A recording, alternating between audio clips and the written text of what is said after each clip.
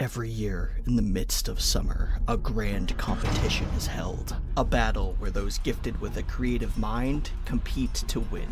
The masses are to choose one of two teams to fight for, and must attack those on the opposite side. By the end of the game, the team with the most points emerges victorious. Howdy laddies and germs, my name is Hallcifer, and today we will be talking about Artfight.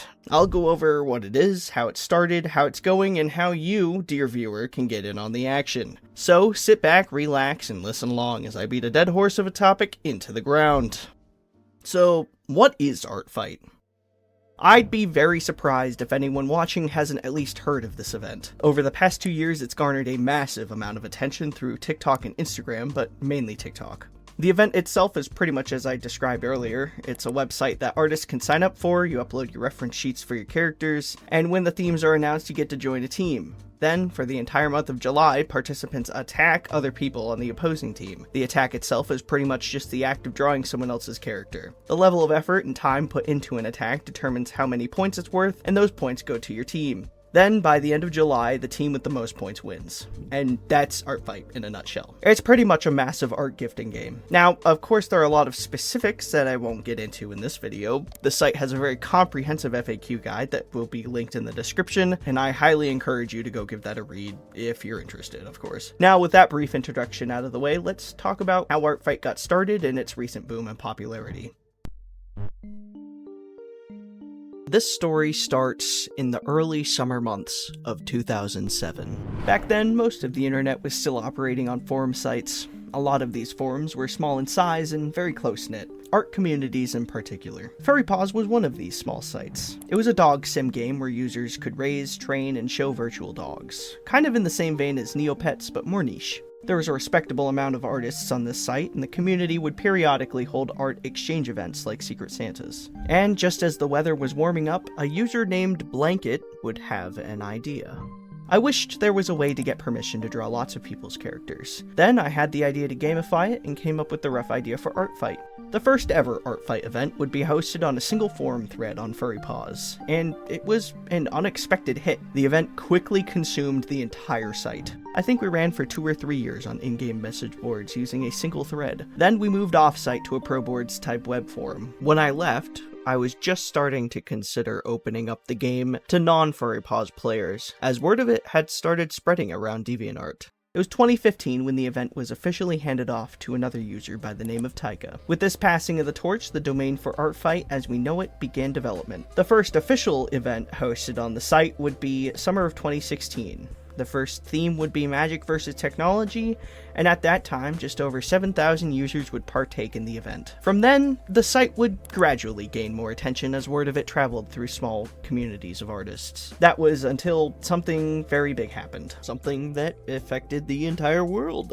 A global pandemic, if you will. Artfight found the number of users increase from 165,000 in 2019 to 267,000 users by July of 2020. This was around when I started hearing about the event, mainly through TikTok, though I wouldn't actually join up myself until 2021. With so many users and still a rather small mod team, the site became infamous for its lag and server timeouts. This would become increasingly prevalent in 2022 and 2023, and would be at its worst towards the start of the event. I recall fondly the days in which I would open up the site just to see if it would load enough for me to post an attack. There'd be a little bit of a hiccup in 2023, in which there would be a very sudden and abrupt turning of staff. This resulted in some controversy regarding lack of financial transparency, and it seemed that there was an internal divide among staff on how to further develop the site, mainly in order to make it functional during the height of the event. As the dust settled, Taika would make the decision to hand off ownership of the website to admins Axel, Classic Turtle, and Rainy. Under this new co-ownership, the site would officially be registered as an LLC.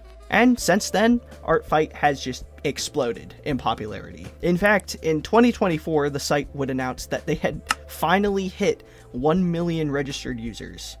1 million, which is a hell of a milestone if you ask me. I also just wanted to put in here somewhere that FurryPaws, the pet site where this all started, is actually still quite active. And they host their own Artfight event, which is on a much smaller scale, of course, and for community members only, but I just wanted to mention that. Mad respect to the folks keeping that up. Now, at this point, if you've been living unaware of Artfight, you may be asking me, this is all cool, but how? How can I join the fight? And I will tell you, dear viewer, all you have to do is make an account on the Artfight site. Link in description. Submitting characters is a very straightforward process, and don't be afraid to advertise yourself in online communities before the event starts. You can bookmark other people's characters for later use, as well as browse random character sheets. The team themes are usually announced mid to late June, and from there you can decide which team you want to fight for. These theme reveals can be rather dramatic, consisting of a community livestream event and a high-budget animated video for the reveal itself. I heavily recommend trying to catch these lives, as it's a fantastic opportunity to interact with the community, and a lot of work goes into them, so they're pretty cool.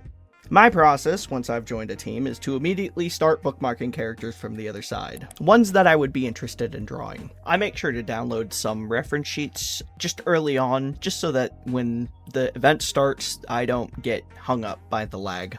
Now, you can't actually start working on attacks until July 1st, when the event officially starts, and that's a pretty strict rule that can get your account banned if you violate it. Just like any other public event, Artfight does in fact have its own rules and proper etiquette that you should follow when participating. Pretty much, you gotta be 13 or older, no alt accounts are allowed, no impersonation, no discrimination, no NSFW, no harassment, and no AI. A full list of their rules will be linked in the description. I'm not going to read out all of them because if you're interested, you will go read them yourself. Now, there was some drama going around TikTok last year about how artists have been treating each other during the event, and I just want to say here, there's a whole bunch of folks that participate in the fight, and not all of them have been doing art for a long time. Some people are just starting out, and that's fine.